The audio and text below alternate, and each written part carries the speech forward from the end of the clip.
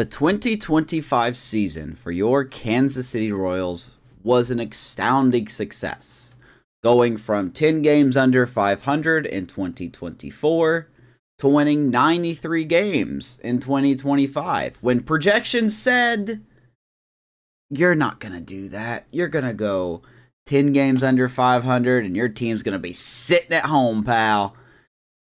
Yeah, we proved them wrong. We proved them real wrong. And as much as I am happy and proud of the team, of the steps that we made, the overall goal was not accomplished. We didn't get a World Series title. We didn't even get to the World Series. We got close, being eliminated from Game 6 in the ALCS against the Texas Rangers, who would go on to become the World Series champions. They are setting the bar. The Texas Rangers are the bar. That's where we want to be, are the Texas Rangers, winning 2 out of the last 3 years. So, obviously, we got work to do. Welcome into another episode of the Kansas City Royals franchise, and if you haven't already, be sure to like the video and subscribe to the channel, and follow me on Twitter or X at JustMrLove, same name here as the YouTube channel, for more Kansas City Royals franchise content. And what this episode is something very simple. We're just going over the Major League roster, the changes, the losses that we've made to this Kansas City team in our quest to regain the crown in 2026. I think we've made some really solid changes, and hopefully by the end of this, hopefully short episode, you will agree. Now, the whole episode, the whole offseason is up if you want to go back and watch it, where I've had people join my Discord. We had discussions about what players would fit, what players would not fit, what the roster should look like, and I want to say thank you to all those who took effort in that. But for those who don't have 3 hours or don't want to watch 3 hours, that's fine. That's what this video is for. This video is for you. Just to summarize, you'll know the changes, the contracts, and all that good stuff. So without further ado, let's just hop into it. If I can find my mouse, where is my mouse? There it is. Let's hop into this. Boom. All right, let me move my face because I am the epitome of being prepared. There we are. So first and foremost, let's start with our starting pitching, which overall was pretty good last year. We finished in the top 7 in starting pitcher ERA. We had 3 pitchers with double-digit wins, 3 of which went over 15. But I guess we just weren't good enough when the time came. Now let's look at our 5 guys. Of course, we're going to have Shane Bieber. He's going to be back to improve on his his first year with us. Brady Singer, Kyle Wright, Cole Reagans are also back in the rotation as well. Michael King was a pitcher out in free agency that me and chat were really looking at. And while his numbers don't look astounding, he is someone that we decided to sign to a 2-year, $24 million deal. But Amos, what about Michael Wacha? He was very good for you. He was outstanding. He performed above expectations. He sure did. And that's kind of the problem. At 34 years old and a mid-C potential projection, where he was already almost at, there was no guarantee that he was going to duplicate what he did in 2025.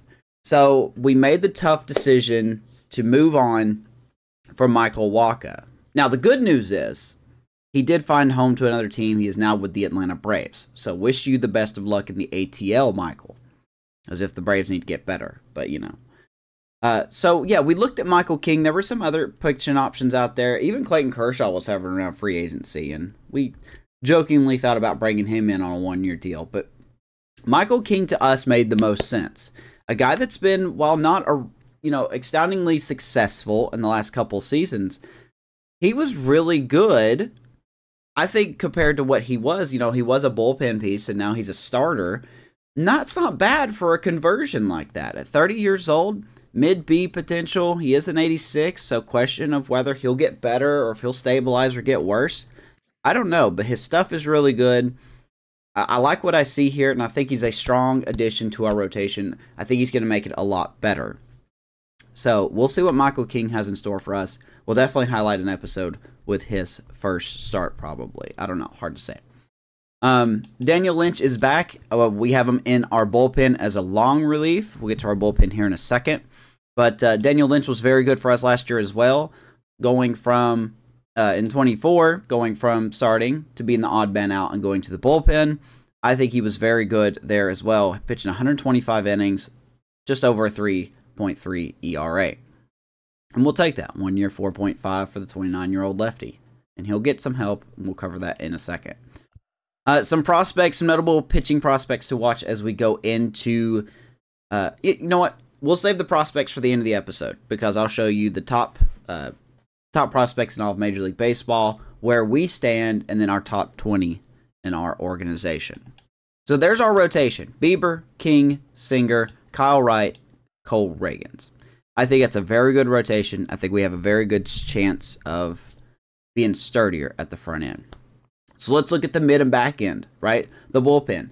We had two goals going into the offseason. Number one was to retool the bullpen. We had an aging bullpen. We had a bullpen that wasn't going to get better than what it was. And while the bullpen last year was okay, we could have done a lot better. And I think we've got what we need to make this bullpen a lot better. That was our first thing, and the second being positional depth, mostly, is what it was. We'll get to that later. Bullpen. You could already see a couple of names are different here. We went out and got Matt Strahm. 34 years old, but he's coming off a killer year in Philly. Will he match that? Statistically, probably not. But he's a nice, strong lefty in the lineup, in the bullpen that we can use that has a little bit more stamina than your average, back-end reliever type guy. And it gives Jake Brentz a little bit of help as well. But he's 34, fastball, slider, sinker, cutter, and circle change. Signed him to a 2-year, $11 million deal, outbidding the Phillies, and I don't remember who the other team was that was bidding for him, but I feel confident about Matt Strahm. I think he will be very fine in this rotation. The pitching clutch is what I'm looking at there at the 98. That was our goal. That's part of the reason we wanted him to make the bullpen better. John Schreiber is back with us as well on a 2-year, $6 million deal. This was a discussion I had with Chad's, like, does he deserve to come back? Do we want to move on for him? He's 32. He's a 75. He's not going to get better than this. And a couple of guys were just like, yeah, I mean, he's pitched to a sub-3 ERA. Give him a multi-year deal. Let's just see what he does. If you have to DFA him, only $3 million, not bad. So that was good enough argument for me. And so we went out, re-signed him. Boom, back in the bullpen for John Schreiber. Carlos Hernandez, who was our closer, will probably be our closer this year, but we'll go ahead and highlight him. He's 1 year left on his deal before he is arbitration and a free agent. We'll see where we go from here. Could we get a contract extension for Carlos Hernandez? TBD. That's all that needs to be said. Scott Effross, my personal favorite, is back with us. Just a 1 year, $3.5 million deal. There's not much to say. Effross was not the best in the bullpen, but I'd say he was pretty reliable. Only 3 home runs given up in 39 innings. He did allow a lot of runs, 17 and 39. Not terrible, but not. I think he'll do better, but I that one was kind of a personal favorite. I'm not going to sugarcoat that. Scott Effross, I couldn't let Scott Effross go. Rule 5 pick for us last year. Speaking of Rule 5 picks, Jordan Balazovic. We want another long-term reliever in that bullpen. And I think Jordan Balazovic is like a Steven Kolick type player, as in he is a project. He was here in the Rule 5, and why not? 67 overall. He is a B potential, 27. He's going to get better. The question is the rate of which he gets better. So you're looking at a project piece here. It was Steven Kolick, who is still in the minors. But now you got Jordan Balazovic, who is already a higher overall than what, Kolick is. Kolick's only a 60. And I really do think that Jordan Balazovic would be a nice, simple... He may come into games if we have a 5-run lead or a 3 to 5 run lead or more, just to get some experience. We hopefully will not see him in high leverage situations. But good little fill in there for Jordan Balazovic, who hasn't really pitched in the majors in 2 seasons. So he'll be a pitcher to watch. And very dirt cheap, really, too. So, got him in the Rule 5. And then that is it on those relievers. Let's go over to the closers. Jake Brentz is back with us. 2.98 ERA. There's not much to say here. He was good. He was, like I said, consistent. His strikeouts were good. I believe he posted a positive WAR, very, very barely, but positive is better than no WAR whatsoever. So Jake Brentz was back with us 1 year. He wanted $2 million. We offered him $4 million because I just think he deserved more than that. A nice little balance to our line, to our bullpen. So Jake Brentz is obviously staying with us at 31. And Mason Mack, new face here. He did actually pitch last year for us. It was in September, though, so not really a full season. He's a closer. Well, even though he's not going to be our closer, he may be a setup man. He may be a seventh inning guy. He is going to be... How can I say this? Mac is going to pack, or Mac is just going to suck. I don't know. But he did really good in spring training, and that gives me a lot of hope. They pitched him for about 12 innings. I'm trying to remember the numbers off the top of my head. He had a .69 ERA, only giving up, I think, a run or two. But he did very well. I think he played better than what his attributes show. So Mason Mack is going to be in our bullpen. You could see him maybe definitely a one-inning guy. 7th inning, 8th inning type player, partnering with Jake Brentz there. So I think that looks really good to me. Catching, nothing has changed in our battery. Freddie Fermin is back. Salvador Perez, obviously back in the last year of his contract. What happens after this year, I'm not sure. We may give Salvador Perez some more starts, given, this is his last season with the Royals, and that Freddie Fermin kind of really struggled. I mean, he finished the season good, but he struggled at the last couple months of the season. So we may start splitting a little more just for this year between him and Salvador Perez. Of course, Vinny Pasquantino back with us as well. Not much to say here. He hit .322 last year. Is he going to do that this year? Who knows? But he hit .400 in spring training. So I think there's a possibility. I do expect some more power out of him. It would be really nice for him to eclipse 20 home runs. That would be good. But other than that, it's just nice to have the Pasquatch back. The Italian breakfast, as you guys call him, which I'm not going to call him that. But Vinny Pasquantino, of course, here to stay. So he's got 4 years left on his deal. Love Vinny Pasquantino. Coming off a career year. All-Star. I think he finished second in for the batting title, which it wasn't even close between him and Yordan Alvarez. But anyway, Vinny is back. Now we're going to go to second base. This is where our big signing happened. This one took a while to sign because when I sign players, I try not to sign players that I used in previous franchises. I try my best to, but sometimes everything just kind of folds that way.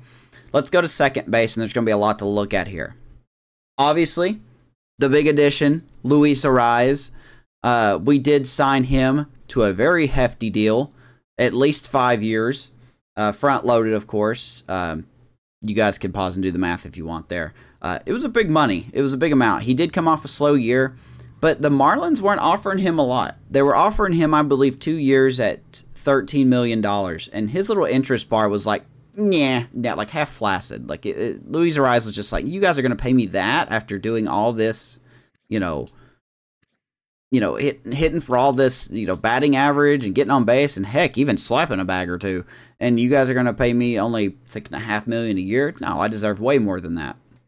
So we swooped in after some heavy conversation with the chat at the time, even some people hopping in Discord, and they said, yeah, you should probably try. He could be the piece that helps your lineup get hits, which we did struggle with. Let's get someone at the top of the lineup that can get some hits. Bobby Witt Jr. was struggling, right? Willie Cabral was struggling. We didn't really have a leadoff hitter for most of the season last year.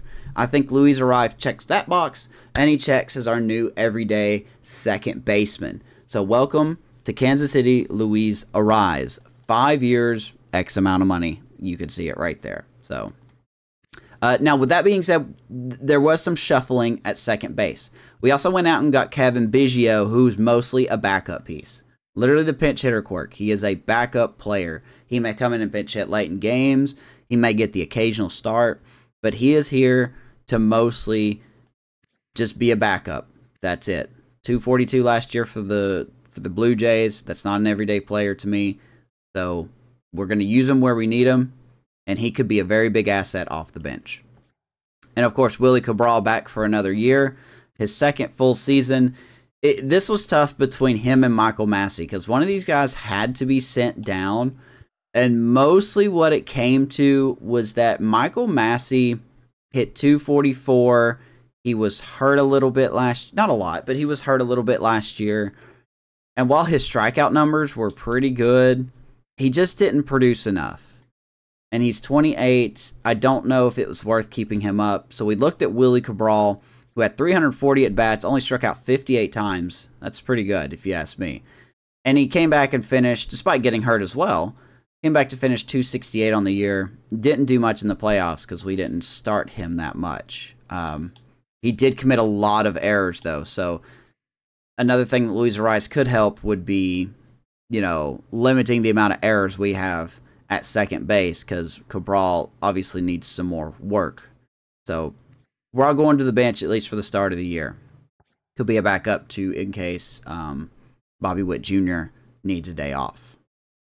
Third base, nothing really to talk about here. Maikel Garcia looks to bounce back from his 2025 season to hit 234. He was hurt a couple times, finished the year in the minors as his rehab games, and he did pretty good in the postseason. He hit around 600 in his very, very limited at-bats. Don't take too much into that. But his defense is great. Two-time Gold Glover at third base in the American League. How can you not keep that in your lineup? So Garcia will be back with us as our starting third baseman at 26 years old. 2 years left on his deal. So we got to start thinking about extensions and stuff like that for Garcia. Do we keep him? Do we move on? Who knows? And shortstop, of course, we got Bobby Witt Jr. Nothing else to really say here. He's going to be our shortstop probably until we die. So Bobby Witt had a good season. It sure didn't seem like it, but he had a very nice season. 25 homers, 83 ribbies. He swiped 35 bags. I'm hoping he can go back to this year. But we'll see. We'll see. I think Bobby Witt's going to have some help in the offensive categories. So maybe he will, I don't want to say do better because that's not the right word, but he'll be Bobby Witt, right? Number one of the top plays. Yeah, he'll be Bobby Witt.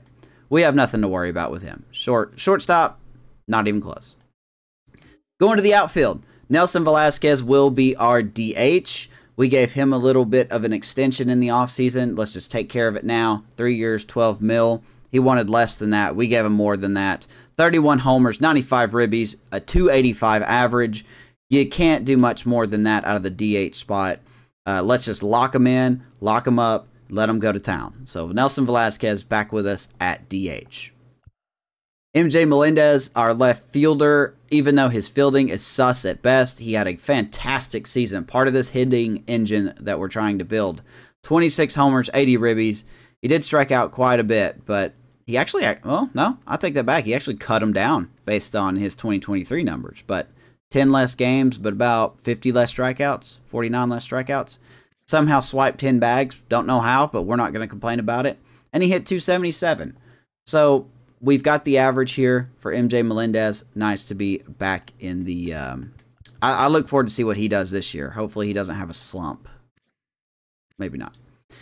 Center field, Drew Waters and Kyle Isbell is back with us. Thought about moving on from Drew Waters. I really did. His defense was not the best last year. I mean, this may say otherwise, but actually it was pretty damn good. If you look at this, it's pretty darn good.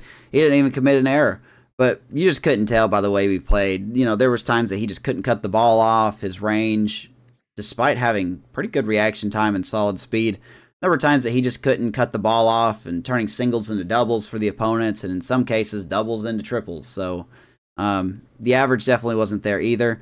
He's looking more and more like a backup outfielder as we go on. And he had the fight with Kyle Isbell here. So Kyle Isbell, 29, last year of his contract. He will be back with us as well. He may be the starter. It's hard. It's really hard to say what I'm going to do at this point. I think it's just, Yahtzee. It's just like a flip of a coin. I said Yahtzee. Well, why Yahtzee? This is a flip of a coin. It could be Isbell. It could be Waters. you know, but we do have an outfield. That's the good news. Whoever's not used could be used to be a defensive replacement later on. So we'll go from there. And of course, right field, chat favorite and my favorite, Rivertown is back. Right field, he is still on the team. I mean, look, listen, I know he's a D potential. I know he's 60 overall, but he still hit 250 last year. And he actually had some big hits in the postseason. I can't punish someone for that. With his ratings and his overall, and he still comes out here and hits 250, that's pretty good. That's better than Michael Massey. That's better than Drew Waters. That's better than Salvador Perez. Okay, Rivertown, let's have a big year for you. Let's have a big year for Rivertown, okay? We all down for Rivertown. That's what we're doing. We're all down for Rivertown. And that's it. That's our Major League roster. We made some big changes. I think we made some big improvements by adding Luis Ariz, by adding to the depth with Kevin Biggio. And, you know, of course, we got Willie Cabral on the bench as well. And depending on what our outfield situation looks like, we have some solid outfielders on the bench as well. We improved the bullpen, getting Matt Strahm, going out and getting, keeping some of our main pieces here, but getting Matt Strahm, getting Jordan Blažević to help save, take some of the load off of Daniel Lynch. And, of course, we improved our rotation. That's always a win. So we'll see what happens. I think the Royals are going to look good this year. Let's take a look at the prospects before I get out of here. And every year I try to make this under 20 minutes, and I just can't do it. All right. Top prospects going into the season. This is going into the 2026 season. We do have a couple on here. Alan Dobbins coming in at number 11. He was our first pick in the draft last year. 75 overall, A potential. He's going to start off in Double-A. And I'll tell you what, he's just going to be working on his fielding. I expect his hitting to be absolutely superb down in the minors. We'll be keeping our eye on him very soon out of good old Savannah, Georgia. Yeah. All right. Move on. We do have a couple more. Give me a second as I scroll down to find them. And you can pause and look at your team if you see someone you like or someone you recognize on here. You can pause and see where they're at here. Archie Singer. He is still in the he's still in the top list. He has dropped a little bit, but he's still a very valid pitcher. He is going to be in Double-A this year as the 20-year-old. Relies on movement more than velo, and I'll be interested to see how that plays in a game like we see today. And I believe we have one more. Do we? Do we have one more? We do not. Okay, it's just those two. I thought we had another one. So yeah, it is just those two players. Which, that's fine. That really is. It's hard to keep a stacked organization in here anyway. But here's our top 20 by organization. Alan Dobbins immediately becomes our number 1 prospect. Archie Singer, Stephen Choi, Emil Saladina, Gavin Cross, and Carson Rockforte, your top 6. And nothing really to touch on here. No big changes. There's Adrian Uribe, another guy we drafted last year in the Rule 5 draft. I think he's a little too high, but we'll see where it goes here. And Mason Mack, our 17th overall prospect in the organization, is going to get his first full season in the majors. So he'll come off this list pretty soon. And a lot of C potential guys on this list. So a lot of work needs to be done to our farm system still. A lot of work. But we'll do our best. You know, I have a lot of high hopes for Alan Dobbins, Singer, Choi, and even Saladina, man. This guy, I mean, he's going to be in Double-A this year, but he swiped some bags in Double-A. He hit a 256 last year. We'll be keeping our eyes on Emil Saladina, especially as this year goes on as well. And, of course, Gavin Cross. We could be seeing him called up sooner than later for the majors, depending on how he does in Triple-A. Didn't have a great year last year, so he needs to turn it around if he wants to play at Kauffman, right? So, with that being said, that is it. That's all I got for you. Hopefully you enjoyed this roster review. If you have any questions, leave it in the comments down below, and I will answer them. Appreciate you guys tuning in. Thank you for all the support of the Royals franchise so far. And I will see you guys on the opening day as we begin our campaign to regain the crown. Ladies and gentlemen, have a nice day, and we will see you for opening day. Let's go, Kansas City.